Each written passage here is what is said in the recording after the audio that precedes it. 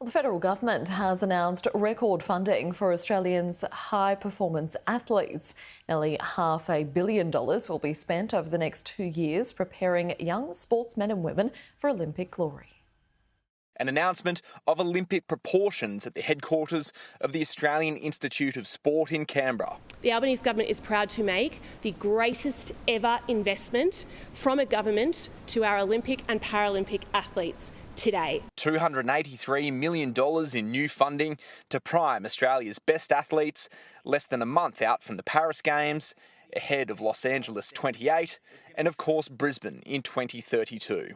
We are a sporting nation, and when our athletes are doing well, it lifts up our entire nation and inspires us. I certainly know as an Olympic athlete that the contribution that's made by the taxpayer through the federal government is the most significant impact on our ability to be able to train, compete and do all the things that we love to do. Anthony Albanese says it's a 50% increase on the previous government's high-performance sports funding following the Tokyo Olympics and is in addition to $200 million previously announced for the next 2 years. It includes an increase of more than $17 million to the Direct Athlete Investment Support Grants program and a record $55 million more for Paralympians.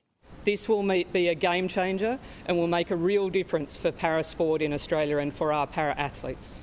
For years, government funding for sports has been around 85% to able-bodied sports and 15% to para. And I know when I learnt that stat, that really weighed on me, as I know it has weighed on many people who love Australian sport and have loved Australian sport for decades. Australian sporting royalty has praised the decision. I know that the athletes who are in the final stages of preparation for the Paris Olympics and Paralympics are going to get a boost, knowing that the government is behind them. The bottom line is I want to set up our youngest Australians for success at our own Olympic Games in Brisbane in 2032. After frustration over the Queensland government's handling of Brisbane 32 preparations.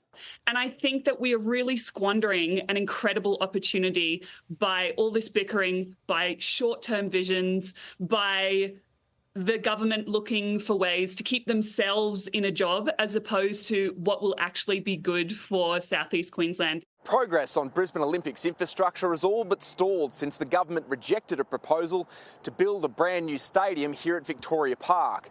The opposition's promised a 100-day planning review if it forms government, and it's clear no further commitment will be made until after the October state election. In Brisbane, Harry Clark, Sky News.